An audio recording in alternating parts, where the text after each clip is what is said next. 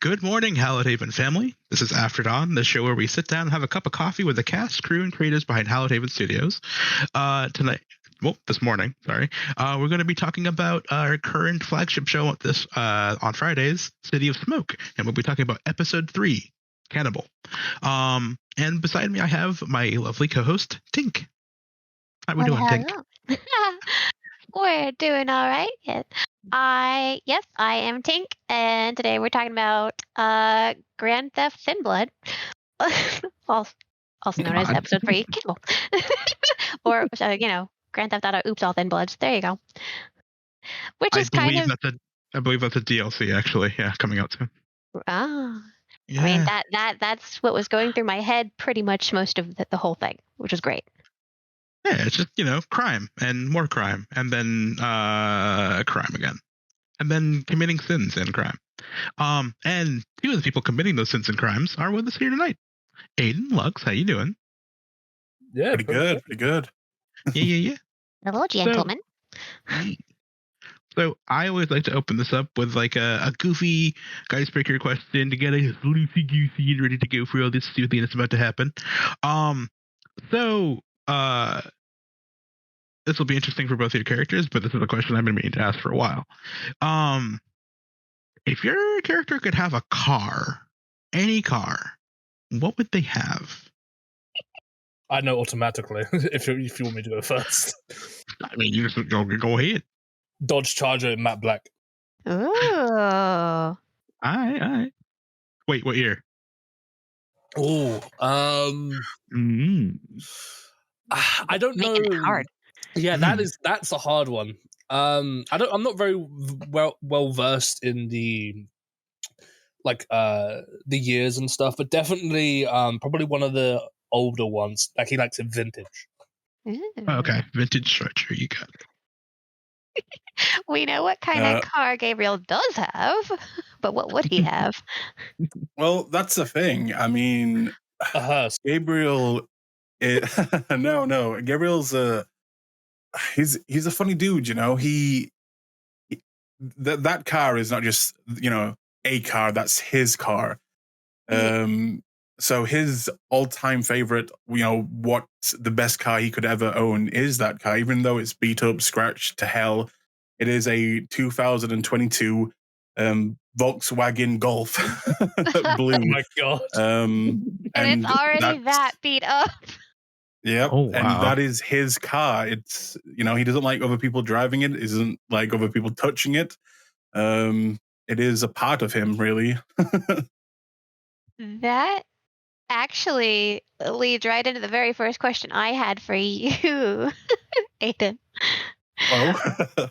Yep, which was, had you decided on the state of Gabriel's car and his unusual driving habits beforehand or in the moment? Actually, it was completely in the moment. I knew that that's the car that I wanted him to have. And then when we got to the moment, the first scene with the car, I don't know, I just saw it in my mind, him getting in it and it not looking the best, in shape. I could see him as a character just not really paying attention to the road, being a bit of a hazard on the road. And in that second, I just started making things up. I said that it was, one of the mirrors on the side was taped up, just barely hanging on. There was big scrape marks going down the side. And that was me just world building on the moment of what I think his car would look like. I love it. Let's see here. So I'm gonna bounce this around because a lot of things happen this episode. A lot of things happen this episode. Mm-hmm. Yeah, Lux, you kind of got an information dump. Oh yeah, I kind of did, didn't I? Yeah. I will say I was not expecting it, nor was I expecting to have a one-on-one with Ariana, the owner of the Scarlet Sage. I think it was more like I was probably expecting at least one of the players, maybe like Alana, to be there, like as they talk about the deal. But it was definitely I didn't expect it. It was definitely something that I was. Hopefully, I dealt with well, but like, it was I just think like so. kind of in the moment. It was just kind of like, okay, how would Bane react to this? Like, the second she said, "Ooh, do we go into spoiler territory?" I don't even know. If they haven't seen the episode, what my logic dictates to me, why would they be watching this? I mean, yeah, true. I mean, I don't know. Maybe they go like do it in reverse, but basically, when she implied that her sire was a member of the Sabbat and definitely probably coming into the city, it was definitely something that, to give you a small peek behind the curtain, Bane understood that there were forces possibly coming in. Maybe, maybe not. Definitely something that he didn't fully know until he was told by Ariana, like confirmed it.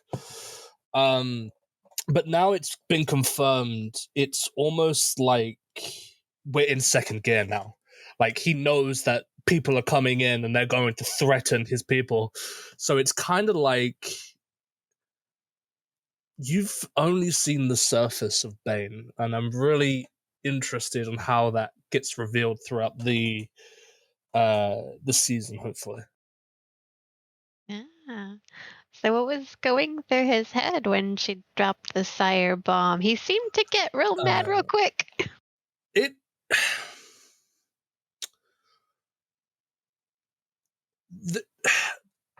Bane knows the reputation of the Sumitsi as well as the Sabbat. It's almost, I think it's just kind of like the Sumitsi are almost well renowned to be Sabbat. You know, some of them not. Some of them are autarkist or independent. But it's definitely something that it's almost like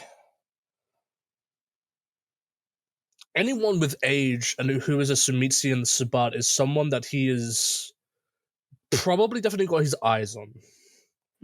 Because with age comes experience, and experience comes with knowledge, and that knowledge is dangerous.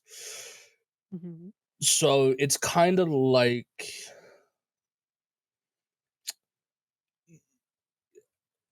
it's almost like he sees the Sumitsi as predators that prey on the weak, and he does not like that.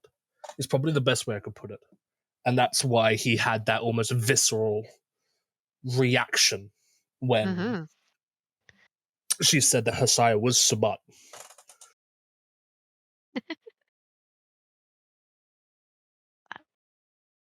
You have anything, Grace? Yeah, I mean, we can't. Well, all the questions I want to ask, I can't. I know. What? Sorry, Why? Grizz. Well, think. I'm one of the other SBCs. That's right. He That's is, yeah. right. Yeah, so this is where it Well, gets really weird. I mean, you could always tell your question to me, and I could ask technically. No, that's really not how that works. I mean, I have to be here to listen to it. I was trying. It didn't work. No. That can come later. But yeah, it's definitely the kind of thing like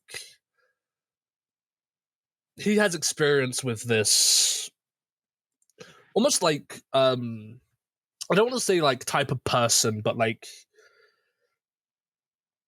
the Sabbat are known to do extreme things at extreme, basically, and it's almost like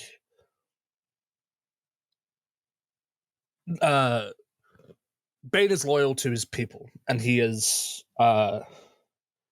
and if he has his trust in you, he will protect you, basically. Oh. Like kind of like even if you are the lowest, like you have just recently joined him, if you have trust in him, he will have trust in you, and he will put his body on the line. Oh, To protect you. I love that. How did you? Okay, Yeah. Yeah, please. How did you come up with him? Bane is a character I've had in mind for a while. It's not really. It's definitely his personality and the way that he acts are definitely something I had to think about, because I had the idea of that, like, what would happen if a gangrel just basically went like, nah, I don't like the Camarilla anymore, and Sabat are creepy as shit. So, you know what? I just want to be free. I don't want to be tied down to rules. Sure, the tenants are important, but like, I would like a phone. I would like to. I would like to have my own domain and not be given it, or a haven or anything like that. But I think it's almost just like his inner gangrel is just like, he likes to roam. He likes to run around. He likes to do what he wants and not be possibly just like told what to do. He's like almost like that rebellious kid in school. Like, you can't tell me what to do. I'll do my own thing. But it's definitely probably put into the extreme of, now that he has people following him, he has to think what's the best course of action as well. Like,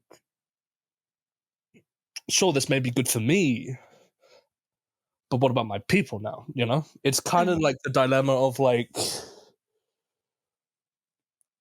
I don't think he has this impression, but like, it's kind of the impression of like maybe a leader that almost stumbled into the role, just like not unwillingly, but like just kind of stumbled into like to fit that piece, you know. Mm-hmm. And he's just, taking it from there, I think. But yeah. Good. So, just shifting the topic away from that, mostly because you can't tell us much more than that in the first place. I know. No, Tink. Hey, Aidon. Nothing. Yes, sir. So, I have a question here from one of your fellow cast members.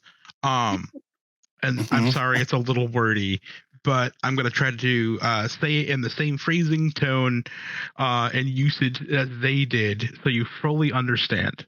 Oh, this will be fun. I'm scared. So it's about your character from Termite specifically, and it goes like this: Why? Oh, that's a lot. That's a lot. Yeah. Yeah. And keep in mind, this is after everything that happened in episode 2. So, yeah.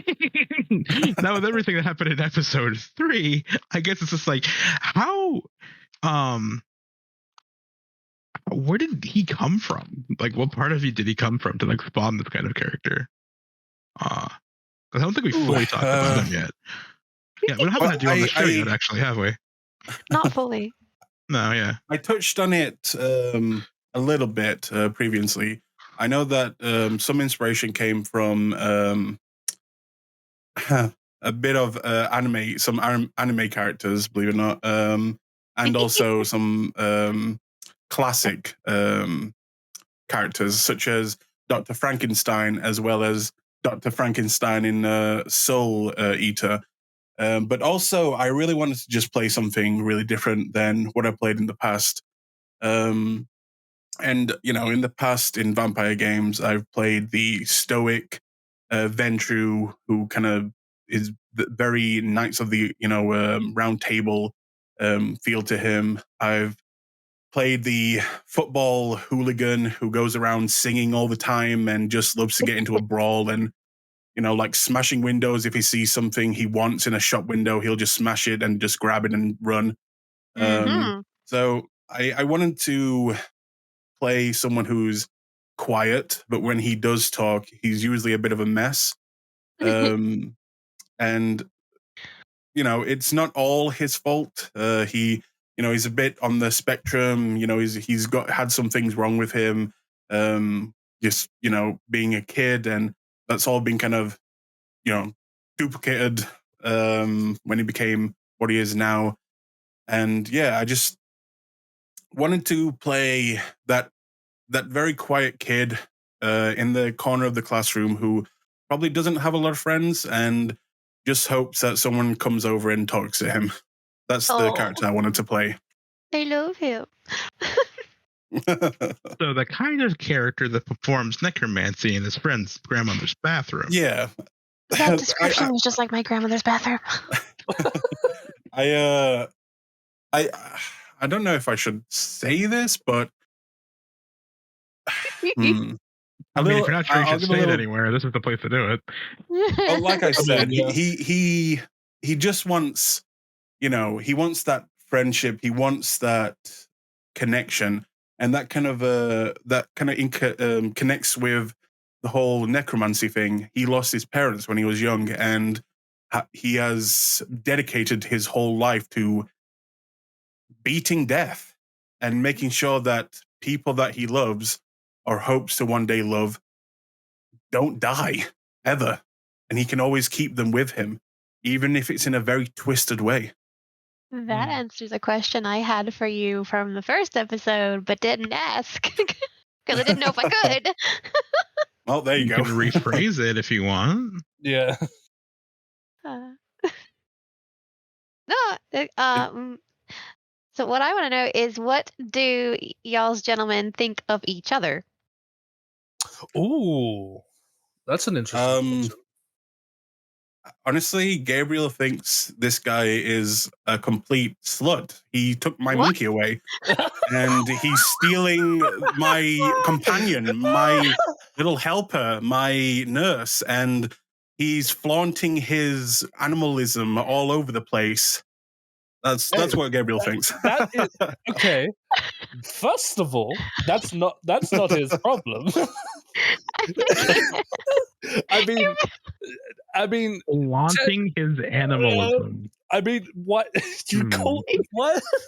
Sorry, that just threw me through 7 loops. Yeah, I mean, just what in the circumstance? Yeah. Gabriel's got his little companion, his helper, his best friend, and then this guy comes along. He spent so much time trying to get Cadaver to, actually like him, and then this guy comes on and he just jumps all over him. It's you slut. Yeah, I had 2 of my questions at once. I mean, that's just hurtful.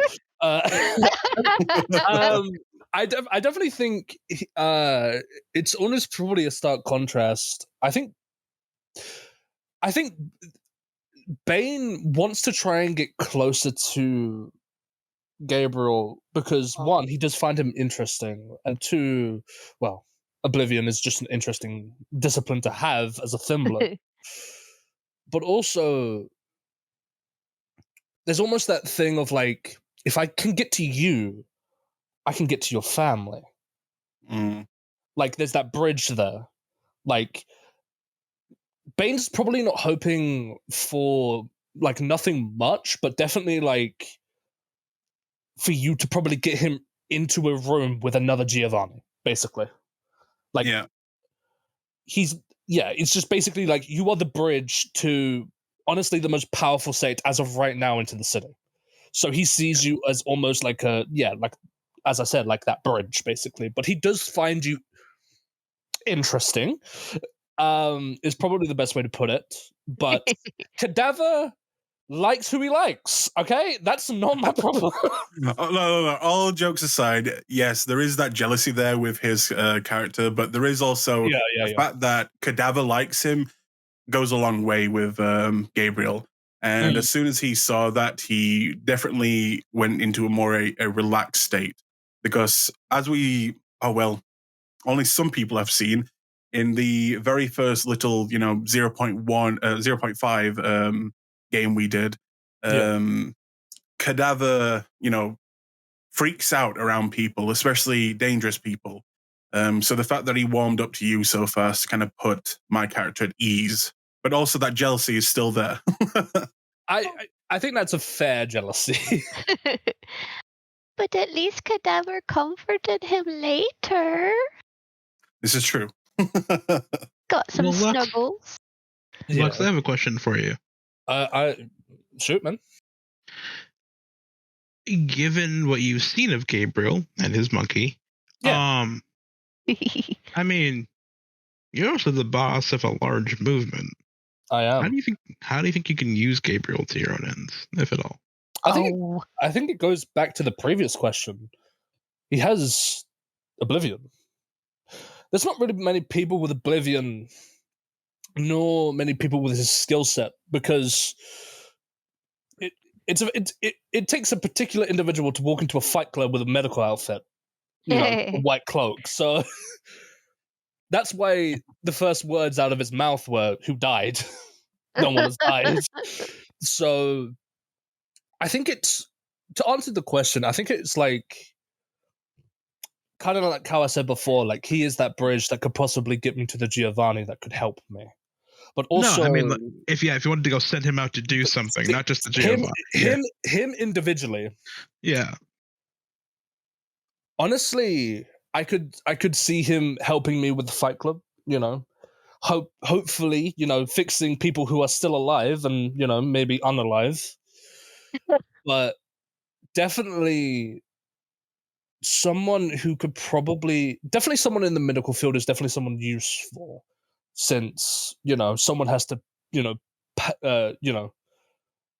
patch up bullet wounds, knife wounds, supernatural wounds, so have access to blood banks. True, that is also true. I think it's just definitely someone like within that medical field who can access blood, who can access easily getting medical tools and has that knowledge. It's definitely someone that he would probably want, definitely 100%. Because I'm like totally not asking you to be like, that's what you plan on doing, but well, I plan to do it. I see. So you're fishing. No, I'm joking. Yes. Yes. Give me info. Give me all the info. Yes. But it's definitely like, he is. I think within his own right, he is someone who has specialized in something, and that definitely could be useful to Bane to further his movement. So, yeah. Nice.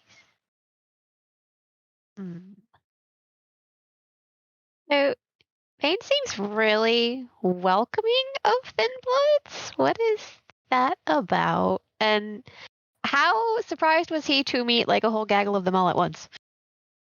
I think that goes back to almost the joke in that session where I was like, when Alexander shook his hand, that's why I was like, can I roll wits awareness with my specialty in ambushes? Because there's 4 of them. So, I definitely think Bane has the idea of Thin Bloods are the most useful resource that the Camarilla has not tapped into, because they are pretentious assholes. And the Buts see them as an experiment waiting to happen. The way that Bane sees the Thin Bloods are, like they are the kindred that has that has the most potential, because some of them can go in the sun. So it's definitely something, though they may not be powerful by themselves, just that one aspect, even if it's just that, they are useful in even just the smallest of ways. And someone who can, has almost, well, I call it mastered Thin Blood alchemy, but definitely someone who dabbles in it is definitely someone that Bane would want, probably to the point where he would almost offer them what they want, basically. Because Bane has definitely been, I'm not going to say actively recruiting Thin Bloods, but like, if they want to come and join him, he will welcome them with open arms. But to answer why he has this philosophy, I think it just goes back to the question of, he sees them,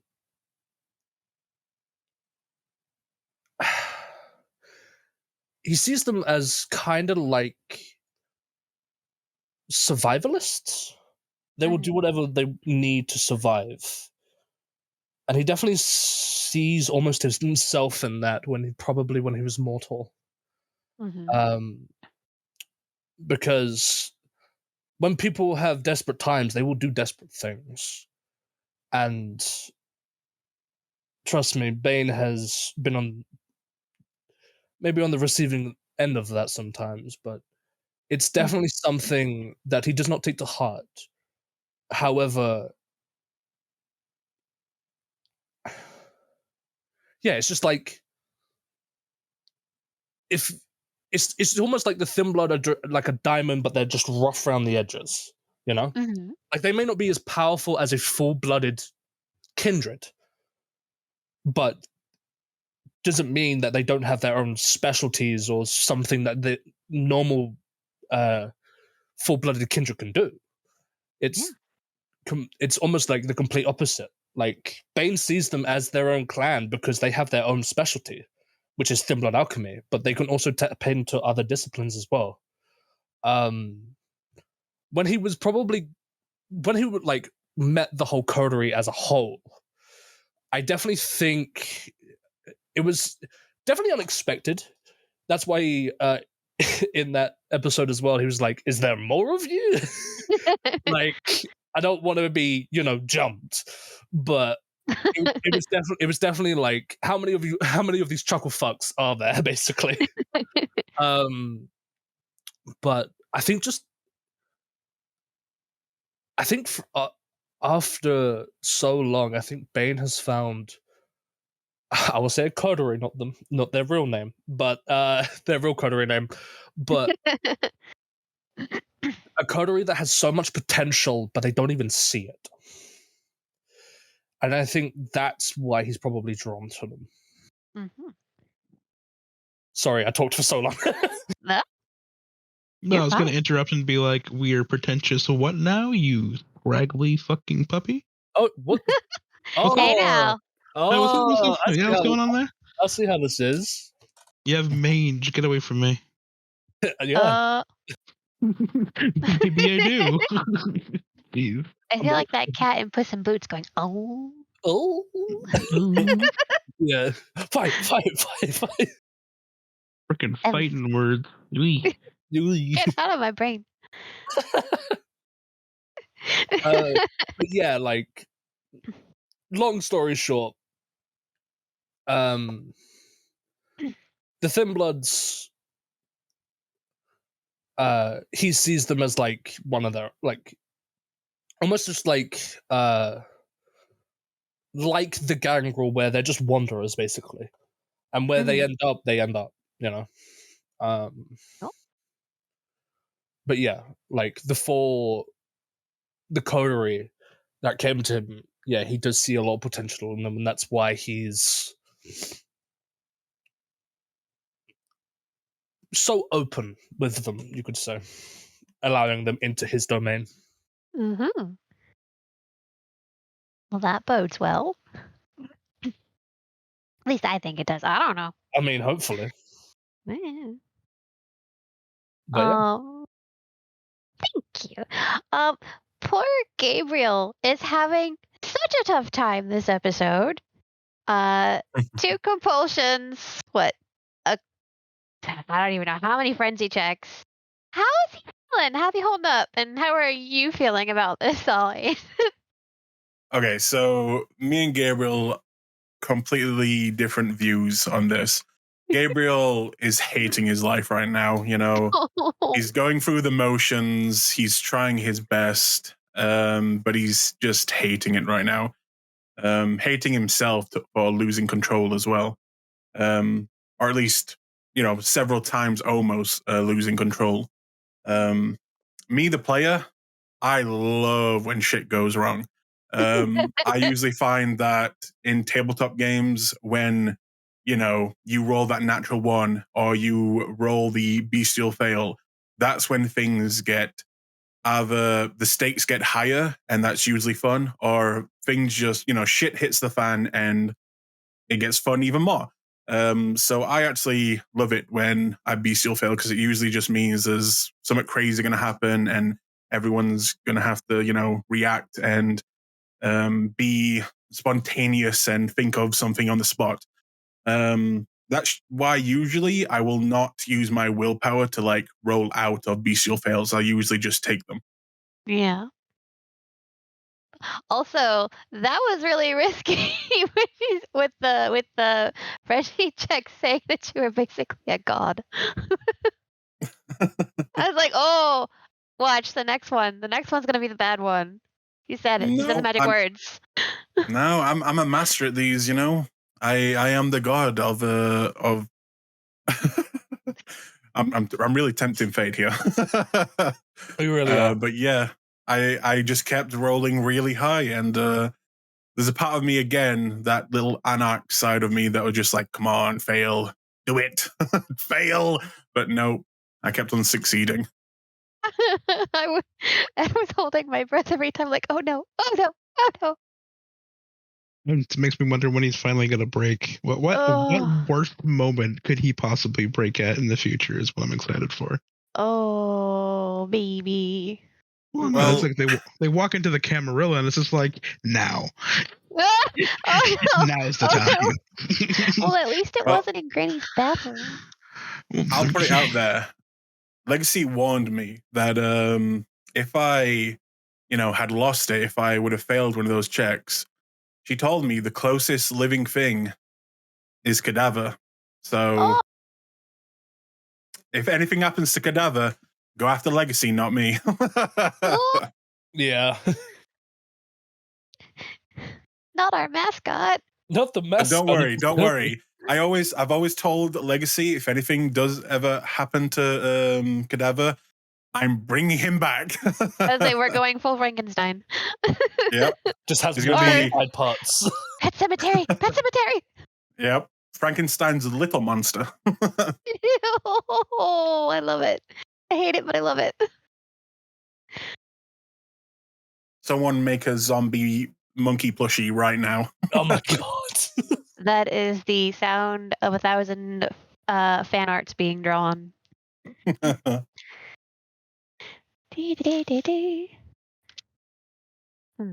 What next? So, Aidon, who are you more? Yes. Which group are you more? I mean, you have a pretty good idea which group you're going to meet next. But which one are you more excited to meet?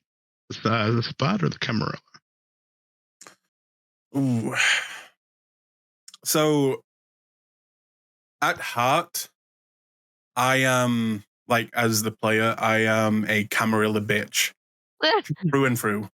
I'm a simp for the Camarilla. Traitor. I am. But I've never really been in a game where we interact with Sabat other than just fight, kill.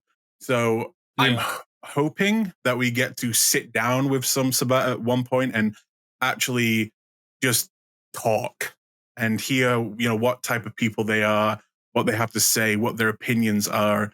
For me, that would be very exciting. God, are you listening?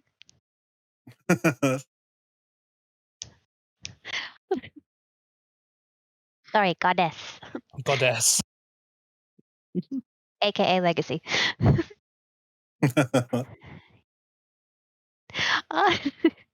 No, I remember just being like, "What? Lux gets to go first." Oh man. Yeah, your time will come. I will say, I was initially told that I would probably be either first or last. So, how many of you are there? There's enough. I know I can't actually have the answer to that question. I was just musing. Who do you think is in here? God, he's just... God, he's listening. So let's open up the floor a little bit. So anyone can ask everyone any questions that they can think of. This is the spill the tea segment. Ask them the questions. They will tell you probably half truths, so they don't give all the information away. But that's what it is. Yeah. Mm-hmm. Yeah. So if you guys have any questions for us or each other, or if we have any questions for you, or if you have questions for the other players, yeah, I do have one for Lux. Sure.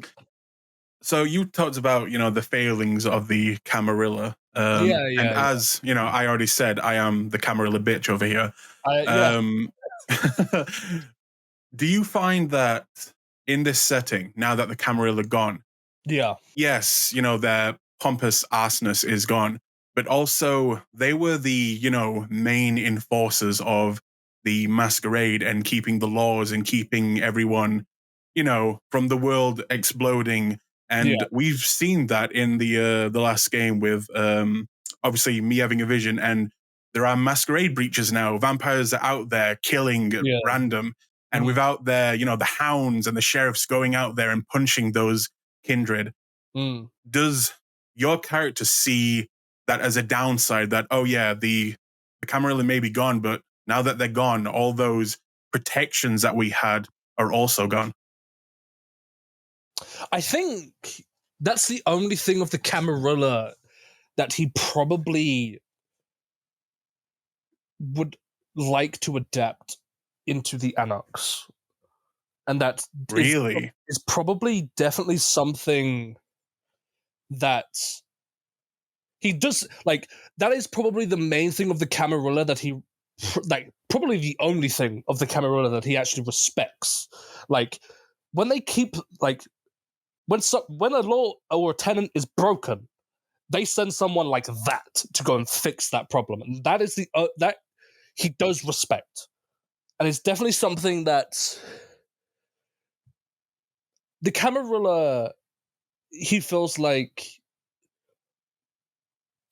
they are in a machine that some of the cogs aren't turning, but some of them are. Like, one part is broken, but the other one works like a charm. Like, they haven't fixed what's broken with being like, they just enjoy.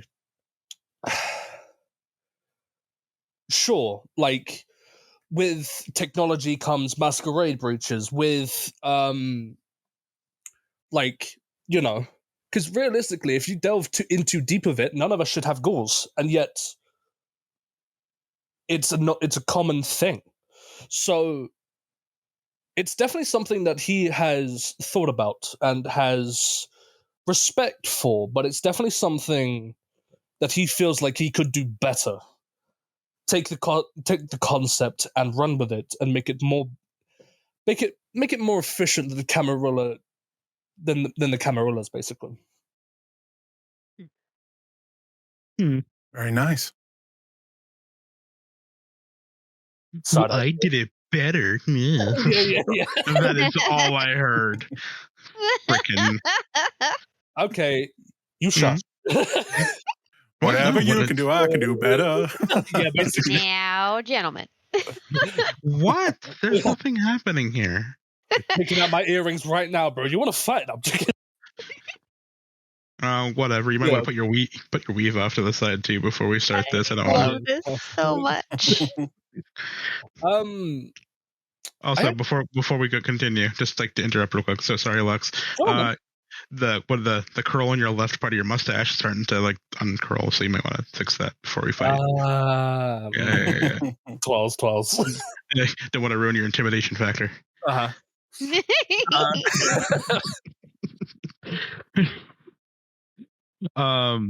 Yap it. Yeah. Questions. Anyone have a question? I love it here. I think I have one for Aidon.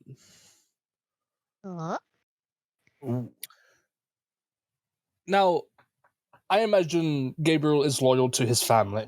The Giovanni are, well, you know, they're the Hakata. They don't deal with other sex problems. But would he stay loyal to his family? Not saying, like, he breaks that connection with them, but, like, would he join another sect, like, fully? Or would he stay close to his family? You have an offer from Bane, he gives that, you know? He was laughing, but he wasn't laughing, and I'm scared now. Basically. I don't know if I'm allowed to answer this. I was just saying, that's all. I was just asking. I know it's so. As you all know, we have desires and we have ambitions, and my ambition is something to do with my family, the Hakata, and I don't know if I'm allowed to say what it is. That's perfectly fine. Are not allowed? Maybe should I say? I'm honestly not sure. Let's ask the host. That way, it's not my fault if I do say it. Should I answer it? I'm the newbie. Don't ask me questions. Here's what I'm gonna say. I am close enough to Legacy, like distance-wise, so that if we're wrong about this, they will just kill me. I need you to understand that. So, I mean, I was raised to err on the side of caution, as in, if the chances means I'm probably gonna fucking die if we get this wrong, then I'm probably gonna go, you know what? I'm gonna say no, don't say anything. I'd appreciate it. Catch a body. Yeah, it's gonna be yours to keep this up. I'll twirl that mustache, motherfucker. Let's throw hands. Let's go. This is recorded, right? So maybe I say it, and if it isn't allowed, we just bleep it. No. Well, but there are things that probably we're not supposed to know too. Yeah, sure. Okay. I would say if you're not comfortable with us answering that, that's completely fine. But like to give us because like even Bane said this, like it's a very loose offer to Gabriel in particular because he knows where you come from because you said that you were Hakata. Yeah.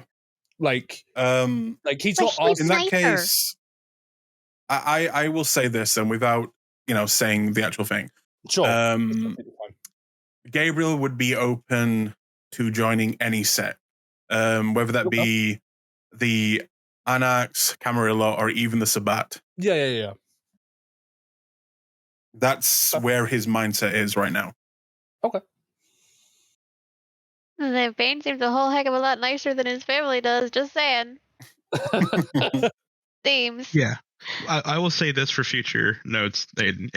If we ask you a question and your immediate thing is, I don't think I'm supposed to answer that, don't. Yeah. Yeah. I'll talk to Legacy at a later point and ask what I'm allowed to say. Yeah. The second you go, it's just like, nope. Would you do it? I'll call it off. In that particular case, you handled it well. Yeah. Point of violence. Top marks. I do believe you'll be going to the South Coast for summer, beginning with this brand new car. Congratulations! Yeah. He doesn't want a brand new car, though. Oh shit! Here's a 1976 Gremlin. What I'm gonna do now is I think I'm gonna take over this show right now and turn the questions onto you guys, the hosts. Yeah. I'm going to say 2 questions. One, which character in the show do you connect with the most out of everyone, even if it's NPCs? And also, so far we've been 3 episodes. What is your favorite moment in those episodes? I kind of answered the first part of that question last But there's more. time. There's more episodes. There's more. You could have a new scene. Well, I meant with the who I connect with the most. I don't remember. Who was it? So Grizz. Oh, she's deflecting. Oh, damn. Man, how could I not possibly fall for such a well done deflection? Oh boy, here I go. Well, connect with the most? Or who do you relate to the most? I guess maybe. Yeah, I think it's still Alexander at this point for me. And mine is Nice. definitely still our sad boy. Oh, okay. That's me. No, that's Bane. What do you do? Yeah, of course it's I mean, I'll twirl my mustache if you like. It's a very nice mustache. Yeah. Yeah. One of the things that makes me so happy about this entire series, I'm not gonna lie. You know what? Let's get really off the rails now. One more, out there question for the host. I think, if you were turned into ghouls, what level 1 power would you like to have as a ghoul? Jeez. I don't remember any of these things. I've only played Vampire like once. Come on, Tink. You should know the system by now. I gotta Google things. Personally, I think it would just be, again, the Ventru Camarilla bitch over here. I'd probably be the first level of Dominate. I mean, yeah, that's just tell people to do stuff. Yeah. That's very telling. Yep. First level. He leans Camarilla, so. Yep. You know what? No powers. Nothing. Ooh. Really? The old, just my 2 hands right here. So not even 2 guns, 2 fists. Thunder and lightning. It's a Henry Cavill arm reload. Oh my god! Yeah. 2 guns, 2 fists. The actual story behind them was actually really funny, and now it's a big meme. Yeah. I don't know what the things are. Ooh. I guess you could just think of it as aspects of the vampire. Would you like to be a little bit faster, a bit stronger, a bit mind control-y, that type of stuff? Yeah, a bit more charming. You a better, faster, stronger. Turn into a squirrel. Bionic woman. Turn into a squirrel. Hey, do they get to like have affinities for animals and be like Disney princess? Because that would totally be up my alley. You could be a Disney princess vampire if you choose. Yeah. Hell yeah! Nailed it. That's pretty cool. Yeah. I think that's coming out in VTM 6. Disney Princess Vampire. Yeah. Disney Princess is actually going to be its own sect. Yeah. Okay, you keep pelting us with off the wall ones. I have one for you. Well, for Aiden first because it came to mind because you mentioned a Happy Meal.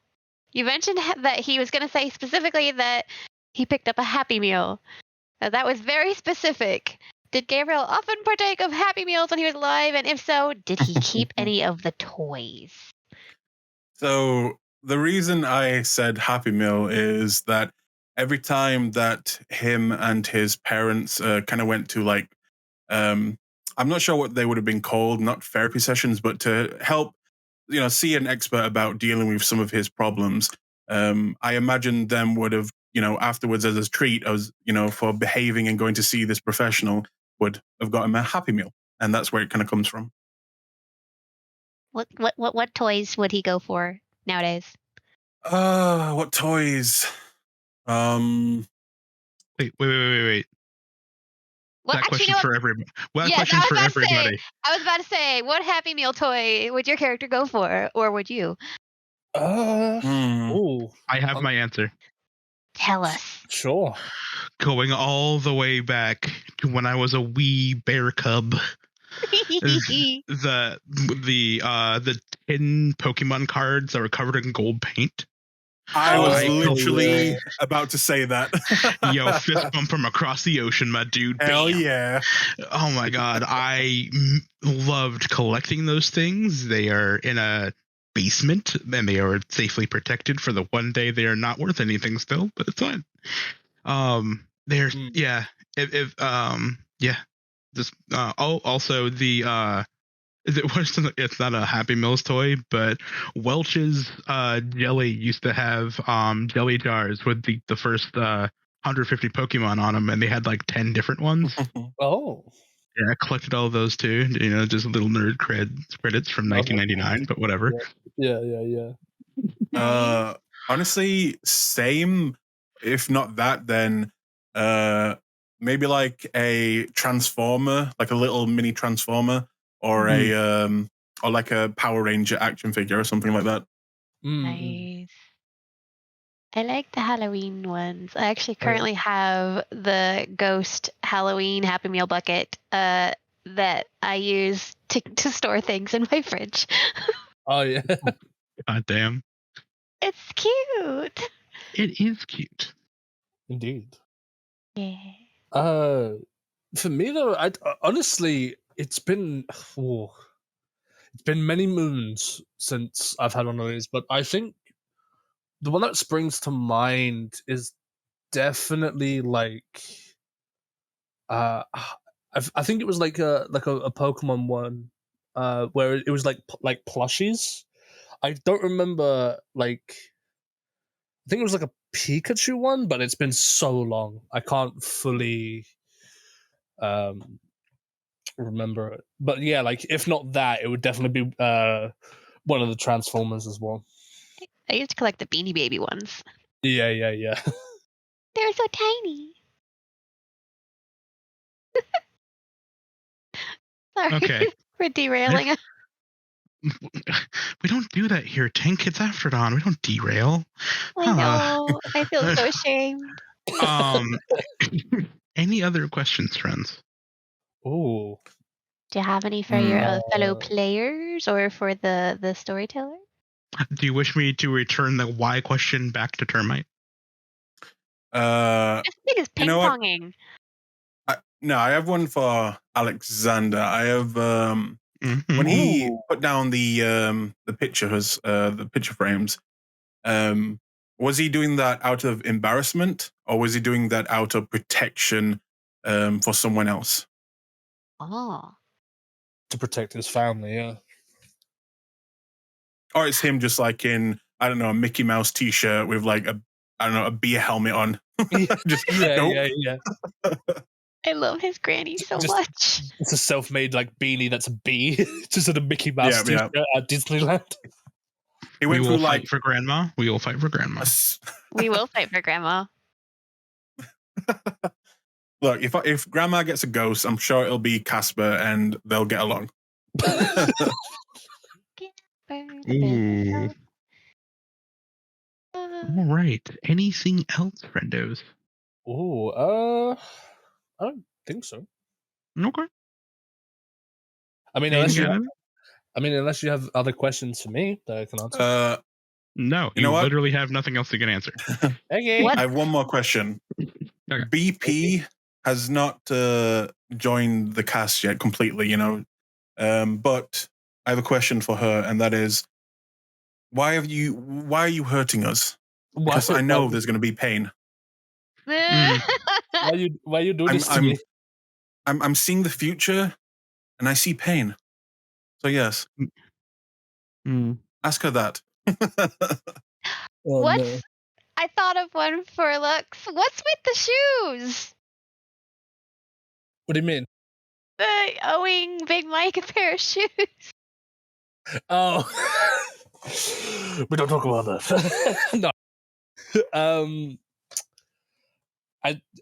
He's been making deals. Been dealing shoes. I mean, any way to make business. Okay. I mean, actually, that question reminded me of one I actually wanted to ask you, Lux, and that is, if you're allowed to answer it, that is, and who's the shadow creep who's been stalking us? Oh, I think he's already told you his name. I thought so. I don't remember. Yeah, it was. Yeah, but like, what? Do you know his story? He interests me a lot. Oh yeah, I do. From what you know, like in character as of this moment, his name is Tan. Korean descent. Well, obviously that he has the other side of Oblivion that you do not have. Yes. I do know his story. And I know the stories of the people around me. That including Jess. Am I willing to share? No. You answered it for me. It has been decreed. I will say this. He won't. But you think he's not really a threat? I'll say that. That we know of. I mean, I can't give you all of my secrets. Oh God. I love it here. But yes, him scaring Alexander to death. Oh, chef's kiss. I love that moment. That was pretty funny. But yeah, it's definitely. I do hope we get into like that. This is including you, Grizz, with your SPC, but like maybe the people that follow us as well. Like, I would definitely like to see like maybe the coterie interacting with them as well as us. You know, if we're not there. We'll I have would. to. Mm, Keep well, going. yeah. No, I was gonna say we'll have to see. We're getting pretty I mean, deep into this. Is that an important Yeah. question? yeah. I mean, I was just gonna say I want to meet your character. Who's? Yours. I'm not playing anything. All right, so we're gonna wrap up here. What the hell? The shade. The shade. Thank you for listening, everyone, to this latest episode of After Dawn, and we were talking about episode 3, Cannibal. It's been lovely having you both here, Aidon and Lux. Thank you for joining us from far across the ocean blue. This was chaos. It was a pleasure. I'm so happy to have you both here. My deepest pleasure to be here. And as always, these episodes of After Dawn are dropping on Thursdays at noon for the $5 tier. But if you want to listen to a little, if you want to listen to it, as soon as possible, because they only drop to the public about a month later on our YouTube channel. Think about subscribing so you can be up to date with your talk show news for Hallowed Studios. I'm Grizz. This is the lovely Tank. I am Tink. No, say bye, Tank. What are you doing? Bye.